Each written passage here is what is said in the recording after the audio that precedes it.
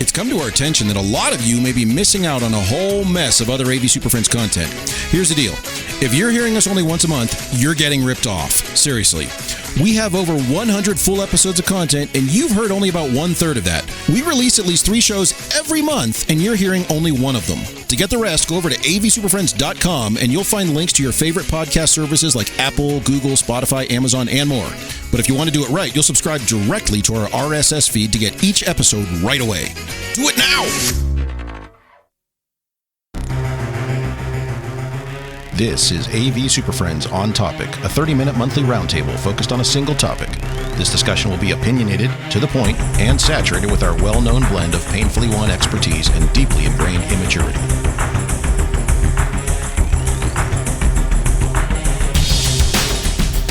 For September 2023, it's the best-sounding podcast in higher ed AV. This is the AV Super Friends.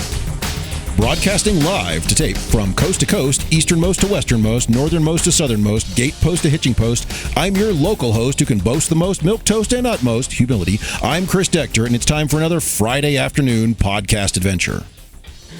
Whoa, wow. Jeez, you're welcome for that, everyone. How much coffee did you have? And now, let's say hello to today's panel of AV Super Friends. A canine audio wrangler from Kansas City, Jamie Reinhardt. An amateur neurosurgeon from Corvallis, Oregon, Mark Kolowazinski. A reformed country music promoter from North Carolina, Larry Darling.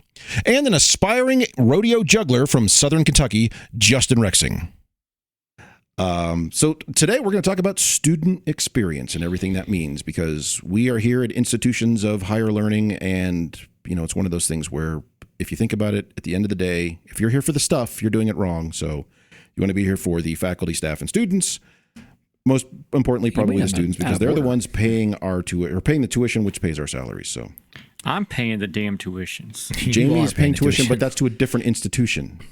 I know. I'm not even paying myself. What kind of? Yeah, that didn't work out for you. You should have planned better. Thought about that one differently. 2 different institutions, and they won't hire me there either. Oh my gosh! I thought you quit looking. Did you try? Didn't that stop? Continue on. All right. Anyway, so student experience. This is one of those things where we ask, like, do we want to try to define student experience, or maybe talk about like when does it matter to people? When does it matter to different people? Or sure. maybe let's start with this. Let's take a step back and say it's 2023. It's fall 2023. What are students expecting in a student experience in a modern learning space, teaching space, university environment with all sorts of whiz-bang gadgets, and there's screens, and they've got 3D printers, and they've all this stuff. The prints. Regular not prints. Printers. Yeah, not They have They're prints. using prints. Entire so that they can rooms use full their of, lap. Right. no, lap tips. Yeah, in rooms with projects. With projects to listen to their speaks. That's a project. So, what's a student expect? What does 2023 mean from a student experience?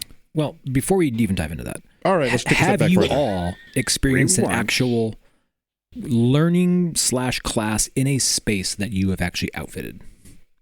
Like, have you sat through a class and spent hours on end in a space, not just to try out and do a project, but literally listen and have to pay attention to somebody delivering content in a space that you've put technology in? Yes. I have, yes. Yes. It's been a hot minute, maybe 2 years. But Do you I sit was in the very best seat, or do disappointed. you sit in the worst seat? I always try to sit in the worst seat. Like, how bad is this going to be?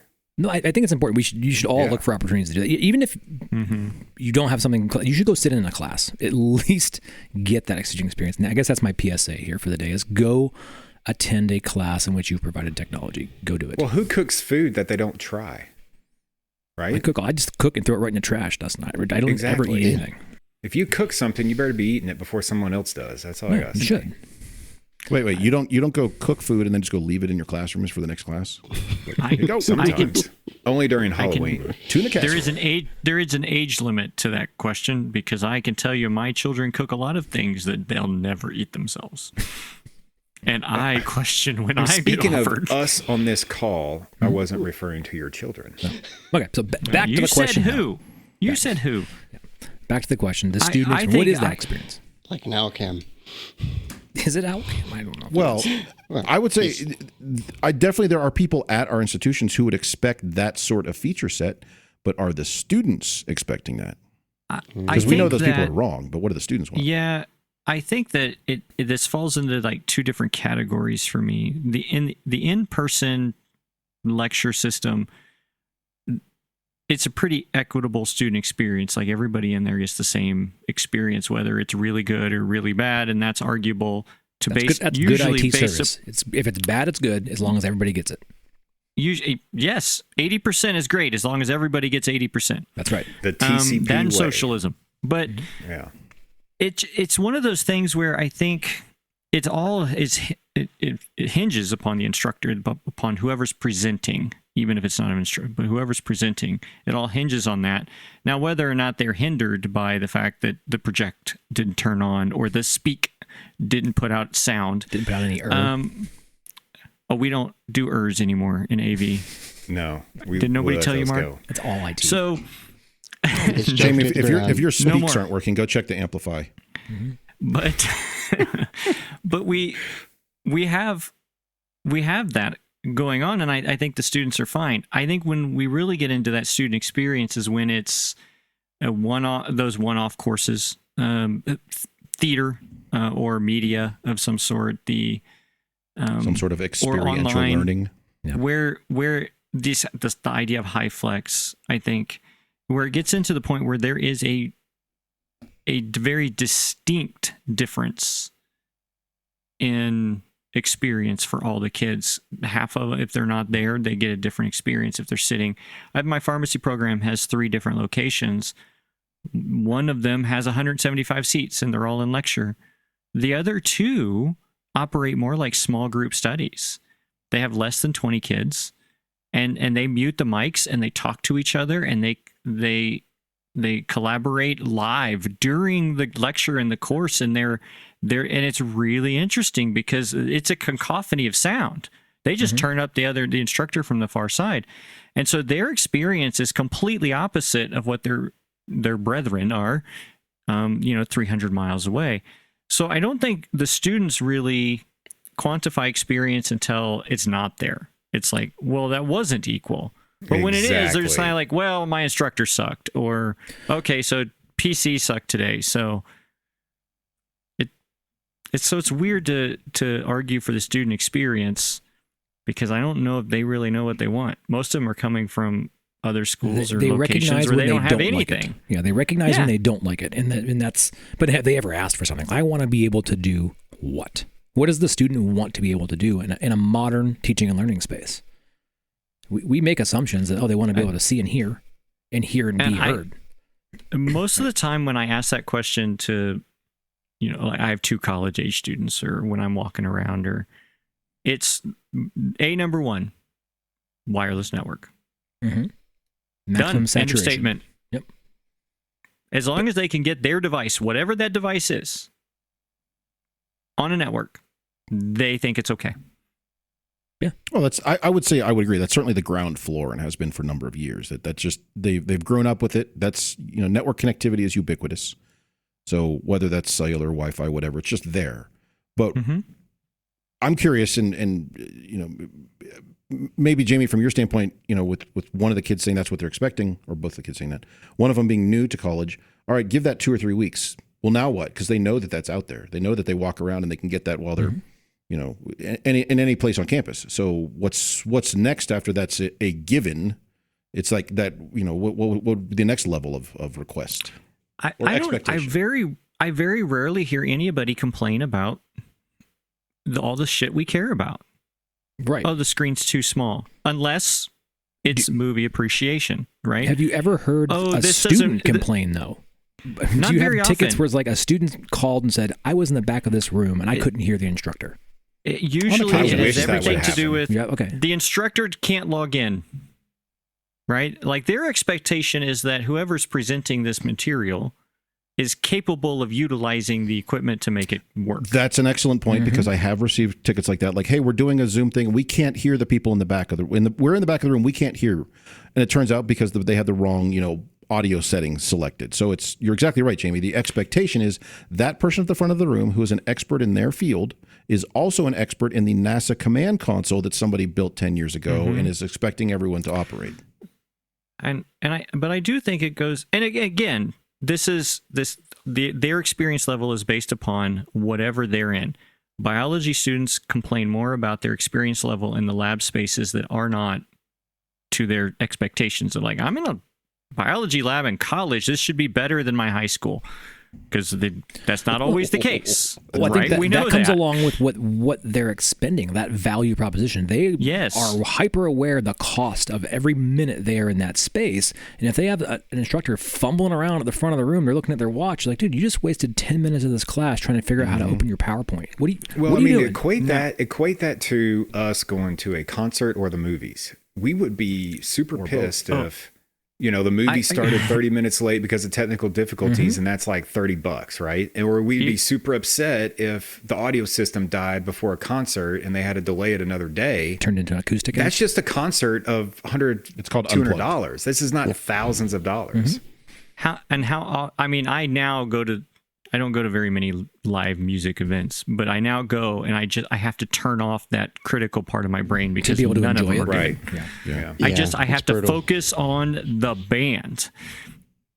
But that's why we go. So equate that to the classroom experience, right? I mean, the students aren't paying attention to the technology, but they pay attention to it once it stops working or the faculty can't run it. I do think there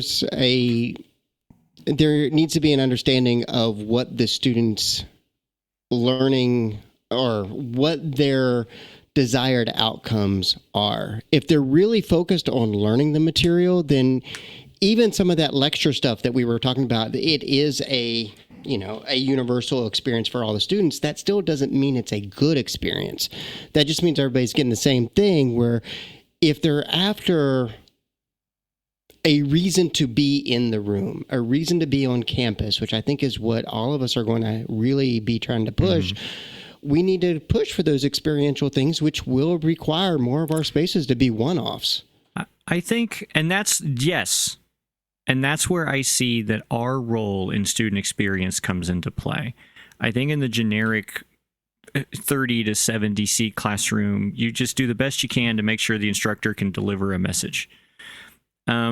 But when it's so important for us to step up to the plate is in these experiential learning areas. For instance, we have a big conservatory of music, and I go out of my way to make sure that whatever sound system we put in this typical cinder block wall, square, acoustically horrible space, that we try our damnedest to make sure that this is the quality that a music student would expect. Who planned to teach that in that kind of space? They don't always have a choice, right? This is just what they've been given. It's their building was an old elementary school. That's what they get. So it's the same where I have an instructor that teaches media studies, right, and wants to watch a lot of film.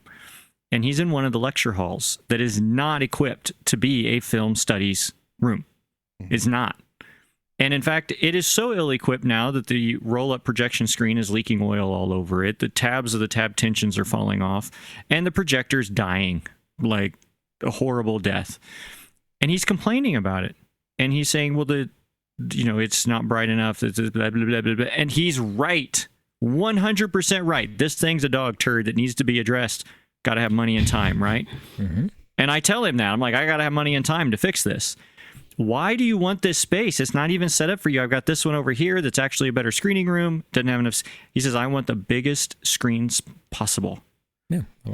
And that's his argument for the student experience. And I think, when we go back and we look at some of these, we say, well, what are you using this room for? It's a biology room. Okay, well, the student experience is all based around a microscope. Okay, great. We're going to build this thing around to make that microscope viewable to the entire room and make that experience the best we can do. And I think that's our part in this. The other part of it, we don't control. We don't control the actual presentation of information. Delivery. So do you all have examples of spaces that are not the experience space, like your general space on campus that is not typical.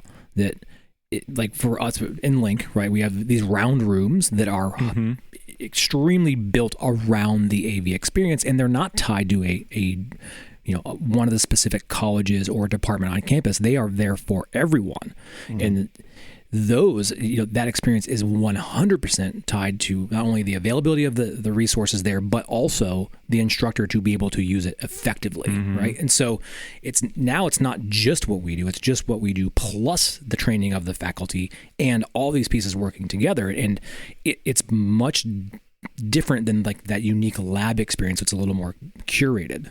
So I think that that's where it's really difficult to be us. Right, because it has to go past just the tech that you put in there. It's the training, it's the presentation, it's the information.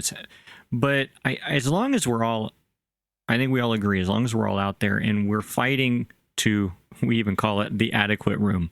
Like we know the screen isn't optimal. If anybody came in and ran their Vixen numbers, they'd be like, "What the hell?" Right? We know that our SPL levels aren't right. We know that our EQs on microphones aren't right for everybody. We already knew that, but it's adequate for everybody. And so that's terrible that the student experience is adequacy. But I don't know if that's, on the other hand, moving forward, that may not be the case. If we have a dwindling supply of students and they're going to become more hyper aware and fixed on best of breed, does that change your perception of what you should be doing as success? I try so hard, but we all know.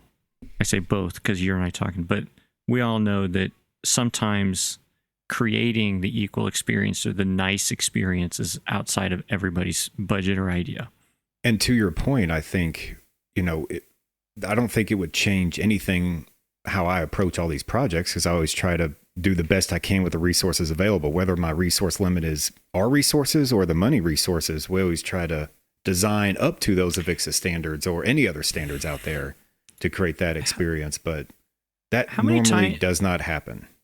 How many times have you all put in a system that you knew was stretching the limits just to try to get a better experience? Like just maybe you overloaded a DSP and you put in an extra little mic combiner because you knew you needed one more channel.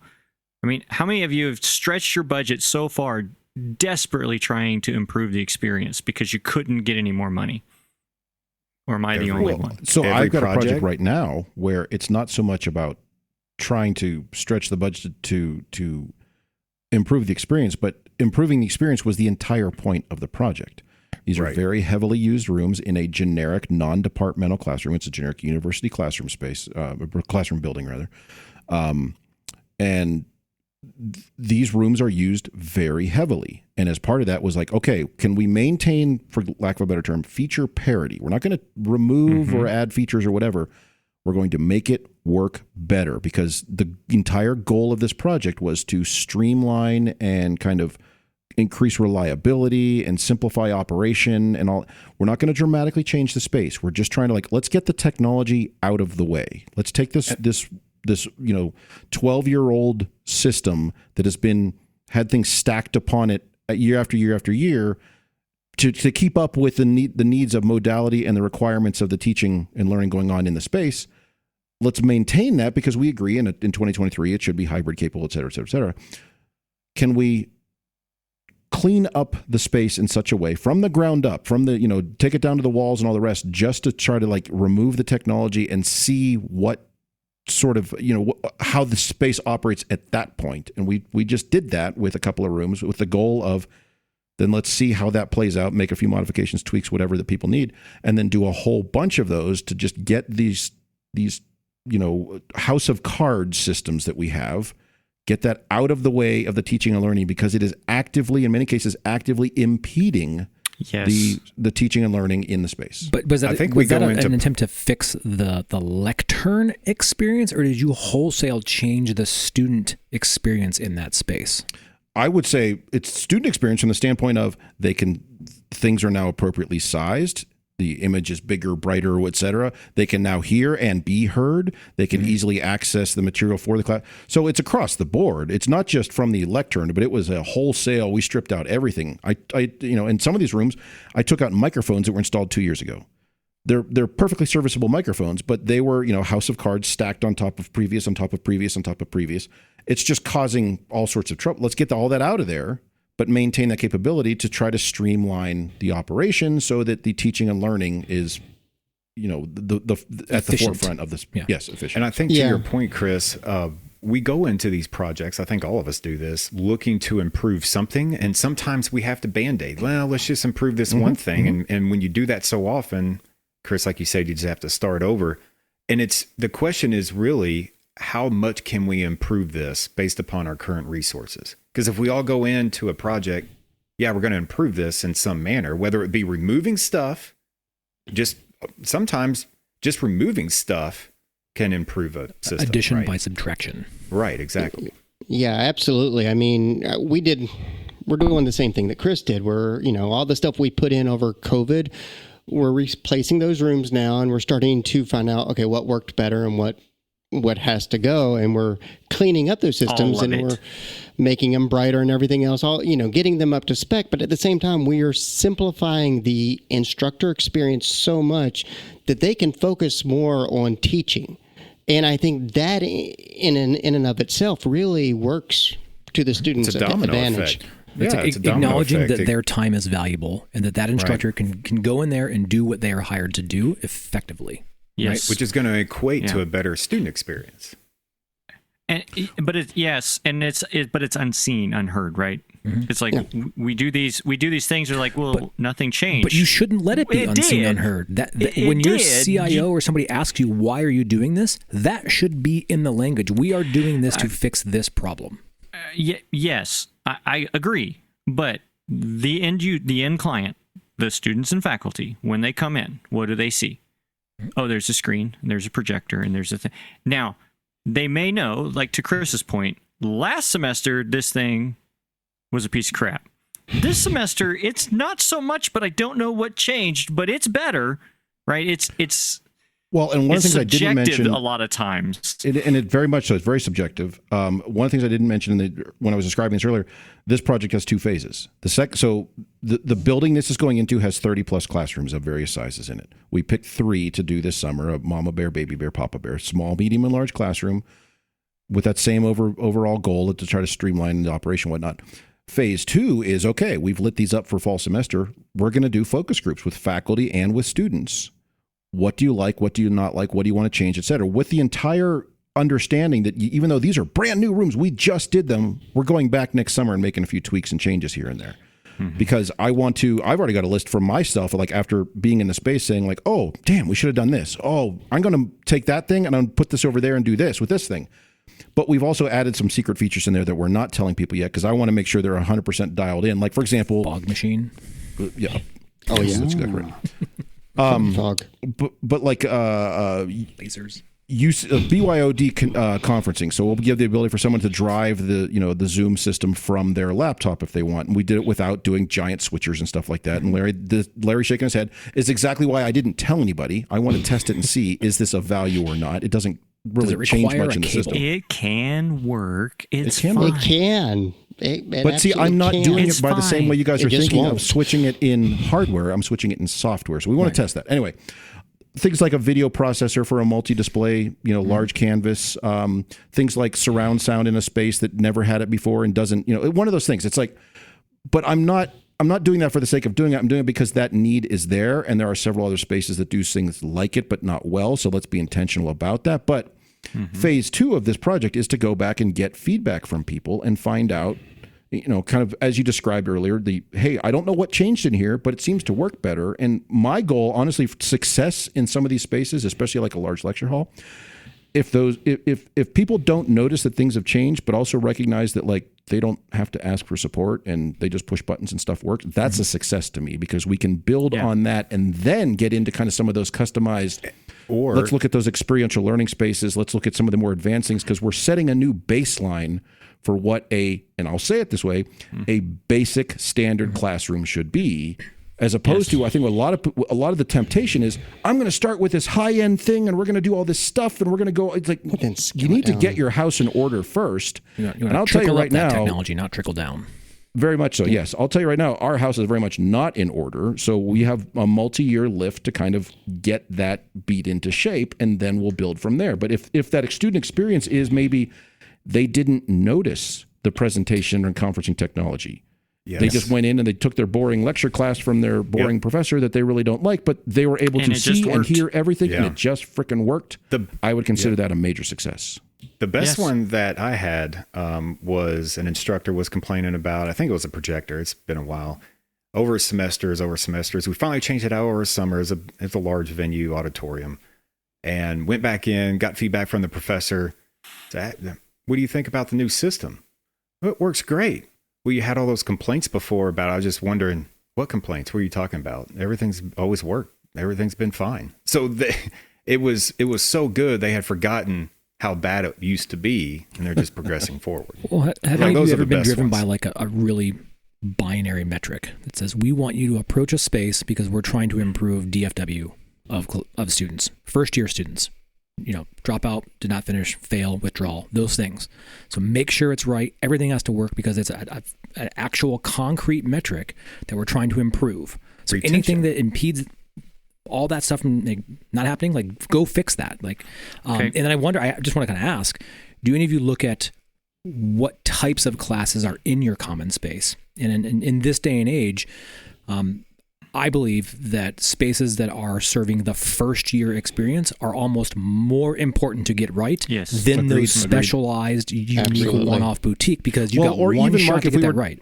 If we were to modify that and say those spaces, maybe they're more important, but if you don't get that right, from the experience standpoint, from the operational standpoint, from as I just described, the baseline, and you're building, because let's be honest, if we're building a specialized experiential learning, active learning, whatever, round room, et cetera, it's going to very much draw upon how we do our standard boring rooms. We want that common kit of parts. It's the same hardware and software, so we understand it. Again, the person going to teach, they don't care. They just want it to work. But we're going to base it on that. If the foundation isn't solid, and you're trying to build out your experiential, what's the one you did, the Marine Sciences Lab or whatever, and you were just throwing a bunch of random stuff at, I've got converters here and tchotchkes there, and it's that would be a terrible, terrible place to teach and learn in. Never do Widget Fest. Nobody wants that.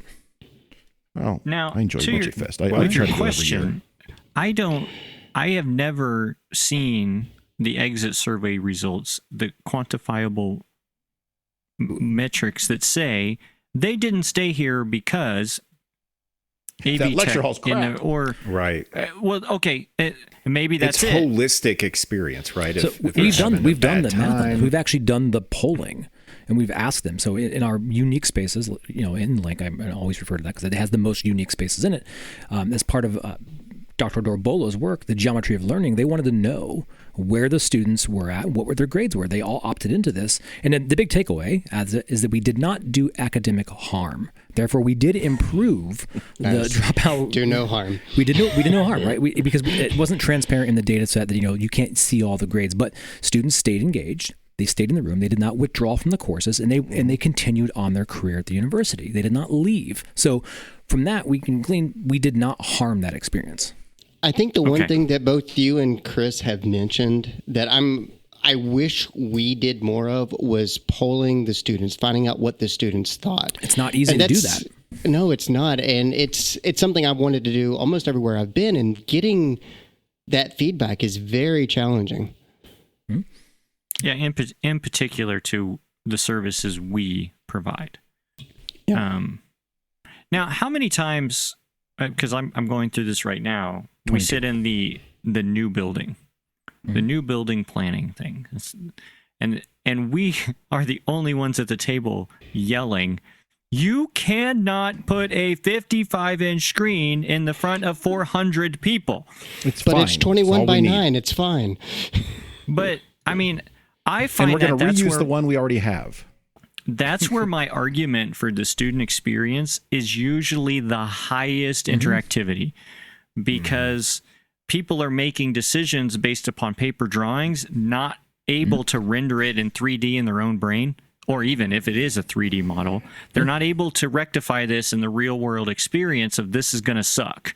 Well, usually until it those sucks, 3D models and then are, they know, right? Yeah, those 3D models are blank. They don't actually show content on there so you can read it. So they don't This even is have an a clue artist of what they're rendering. doing. Sometimes there's a Yeah. logo, Justin. How about that? Maybe a logo. But, I mean, the point but of it, I do find myself fighting all the time, and I'm like, look, you can't do it that way.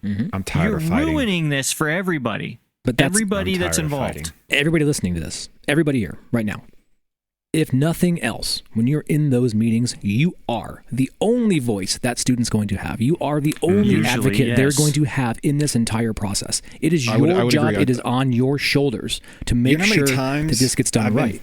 You know how many times I've been sent to the principal's office over, advocating for student experience in It doesn't classrooms? matter. You should be willing to go to the principal's office to advocate for student Almost, experience. and you're I'm almost exactly been right, Mike. fired for it. We are oftentimes, it may come down to we may be the only ones who are advocating for the student experience. Now, we may be coming at it from a standpoint of appropriate audio levels, properly balanced microphones, appropriate screen size and Chairs. resolution. Yes. Yeah. Well, but then it gets into Riser height, seating square and footage per turns student. and Yes. square footage per student, all that stuff. But everyone's going to lighting, look at ceiling little bits and heights. pieces of it. But we may be the only ones who actually guys, this all has to work together. So we need to This kind of could be a make this. problem. make Often this we are the work. last ones there the night before classes begin. The next morning, sweeping it up, moving the chairs, putting it all in, Yes. testing it, doing Almost logging Your into architects things, don't come in making and do sure that? it's correct. Architects or consultants don't do that. Because we have to live with it. Right? At the end of the day, we have to live with all of these other people's decisions. And so do the students I and had some- teachers. I had some the last building we did. I was going through the plans and everything, and I had somebody, the project manager and one of the architects, go, "Why the hell do you need the whole set?"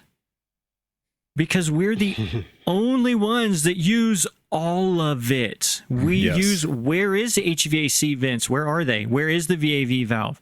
Where is the Yes. fire extinguisher? Where is the seat? We're the only one. Well, that's had an more exaggeration, arguments but about we're that the than anything. only ones that look at every single damn section of the entire building plans. And they kept asking me, "Well, you don't need the You don't plumbing need that, plan, Jamie. The Why do hell you I need them?" don't. This screen goes Yeah. right over the main drain line."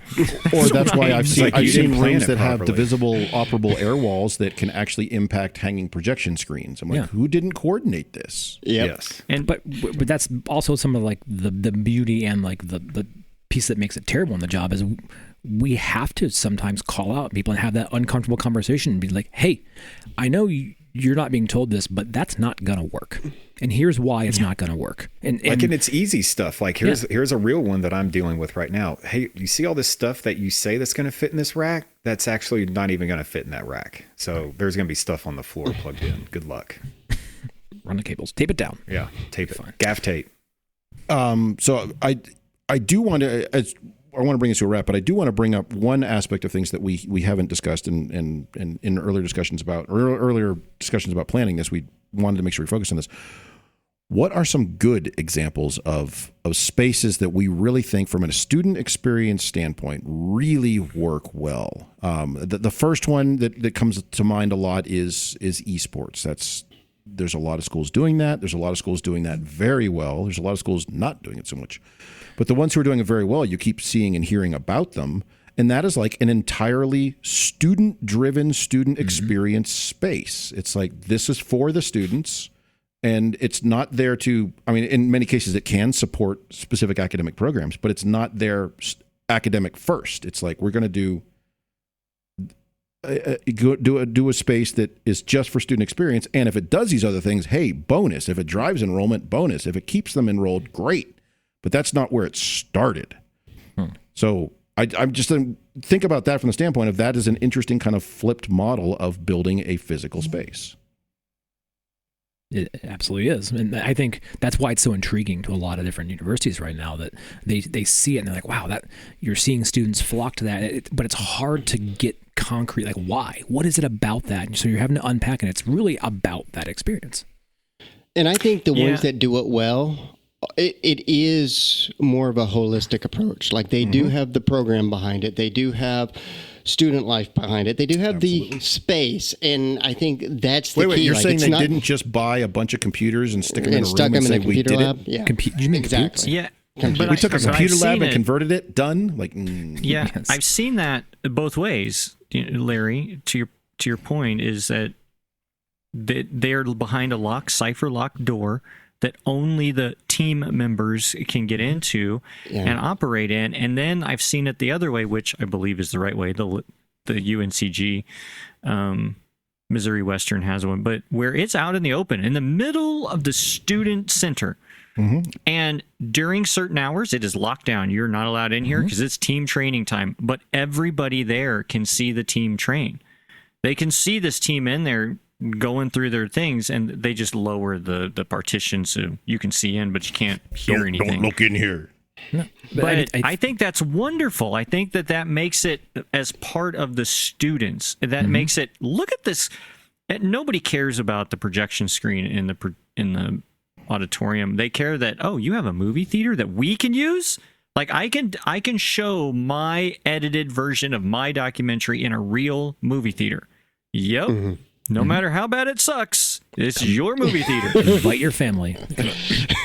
But I think that holistic experience and acknowledging that there's more than just the classroom experience in the student, right? For their experience as they go across campus, wherever it may be, focusing on accessible technologies that they can use outside of classes, right? In this esports example, you said, it is available for people. It's there as part of the community and that student body to go there and witness that and be a part of it.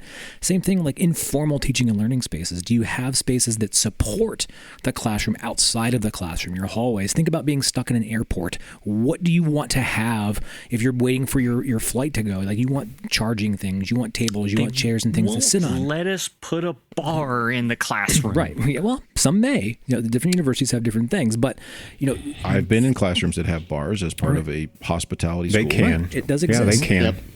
Yep. We have literally almost entire classroom setups that are not even in a classroom at all. They're in the hallways of buildings so that people can have study sessions and pieces You're not talking like about that. the ones spec'd by an architect, are you? Or under a there's tree. different ones, right? But What about the ones under a tree outside? yeah, but that's considered There you teaching go. learning space out on the actual grass out there. It's a schedulable space. Yeah, but Zoom is spotty out there. Yeah, but Well, not if you have wireless coverage, correct? exactly. Wireless. So it changes how It's we all think about the it. But wireless. You have to be willing to have that conversation, that it's not just about teaching and learning as confined to the four walls of the typical space, and what else is part of that holistic student experience when they are here. And I think we're seeing similar things with, like, for example, computer labs having to kind of modify we just can't be rows and rows of tables of monitors and things, so integrating light maker space capabilities in some of these, because it adds a little bit to the capability. It makes it a little more fun. Oh, I can come in and make this thing. Oh, I can learn to go use this tool, or I can go modify the back of my laptop with a laser engraved, logo or whatever. That's cool. You get to learn that stuff. And that is entirely kind of a student focused experiential thing. Larry, I do want to bring this one up because I think you were more closely involved in it than I was, but like the Idea Garden at IUPUI, that was kind of one of those, like, we're going to build this thing just to get people interested in, kind of the what you can do in here. It didn't really have a defined goal, with the idea of it's going to drive people towards it, and that things may build from that, but was very much a shotgun approach to, let's try some different things and just let students experience it. Oh yeah, and it's a great space. It's actually funny you brought that up, because I was just in an architect meeting about a new building we're building, and they wanted a makerspace, but they said we wanted a new technically enhanced makerspace that'll get students excited and give them that, a little bit more of a broad spectrum of what a makerspace could be in a digital version of it. And it was funny because I brought up the Idea Garden, which was made 5-6 years ago now. I mean, it's been a while. 5 or 6, yeah, about that. And they were like, yeah, that is exactly what that we were talking about. And it's funny how relevant that space still is, and it's still driving students to it. Even, at what is their, in actuality, an entire replacement cycle time frame, it still seems inviting to the general student population. I think what we're really talking about here is just building community spaces, building attractive spaces that work well, where students flock to that aren't Community is boring. huge. And that's, kind of going back to the esports, the specialized spaces, even a lab space that would function incredibly well could be a community space where the students would go there after hours without the teacher forcing them to study and collaborate. Active learning, like all On at their its own. core, learning is social. And so by offering more of these spaces, we are really impacting the student learning experience. Break open those pocketbooks, universities. And hopefully impacting in a Spin, positive spin. way, because you can impact them very poorly with the same attempts. If we think of all these different spaces we've talked about that work well, we could have the exact same thing that did not work well, that is adversely affecting the student experience. And to Mark's comment about trying to track, are we maintaining, with student retention? Are we maintaining student retention? Are we driving them away? Are we keeping them here? Are we keeping them actively engaged? You can build bad spaces. I think we've all seen teaching and learning spaces that if I'm a student, especially if I'm a student where I have multiple institutions to choose from, I'd be like, screw it, I'll finish this semester and I'm transferring out. Because why do I want to go sit in this cinder block, cage every day? What we're seeing is it's an internal battle now. So, for example, one department may not have any money, and then these incoming freshmen are trying to figure out what they want to do and where they're going to go and what they're going to study. And they might be bouncing around to all these classes, and they're going to go to the nursing building or another building that has tons of money. Oh, this is a great experience. I'm going to change majors. And as we have this budgeting model in place, people are leaving the spaces that are dingy and old and dirty and don't keep up with their tech, and they're moving to other spaces. They're not necessarily leaving campus. They're just flocking, it starts migrating. like that, though. Right, once exactly. people know what they can do and they can vote with their dollars and their feet, they will go where they want to go, and they'll put their money forward where they want to. It's the same. It's a very similar analogy to college athletics.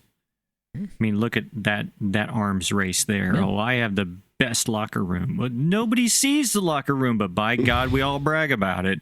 Oh yeah. That's the that's the reverse. That's kind of the trickle down, where like, okay, if we have the best locker room, the best workout facilities exclusively for athletes, because hopefully that'll help us recruit better athletes, which drives better attendance at our games, which raises the profile of the entire institution. So there is things behind that. But you're right, is the front porch of education. Yeah, and very much those are not well maintained either. They get those one-time funds to do their fancy schmancy things, and they're just kind of left there to languish. So anyway, so what we're saying is, if we're going to retain students, every space has to be customized. Has to be. No, I think we said that every space has to provide a good experience. Yes. Crystal balls. No, yeah. Disco balls. That means, so no, disco balls. And think about the student experience and make sure that you are the advocate and you're doing it the best way that you can, because nobody else is going to speak up for them. So somebody has to. And honestly, doing it the right way could be simply based on leveraging industry standards to stop it. No, seriously, industry standards.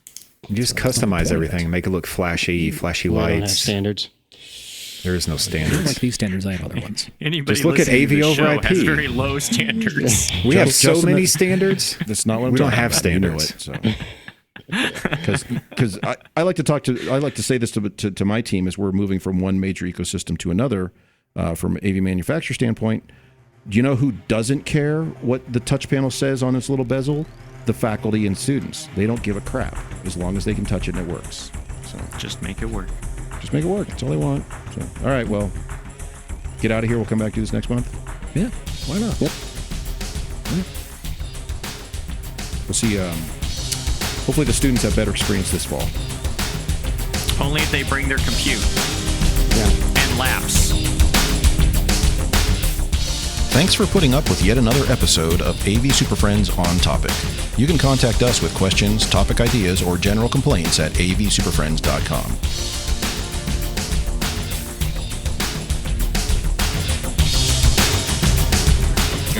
Nice work, everyone. Sharp broadcast. Really good. Everyone on the floor as well.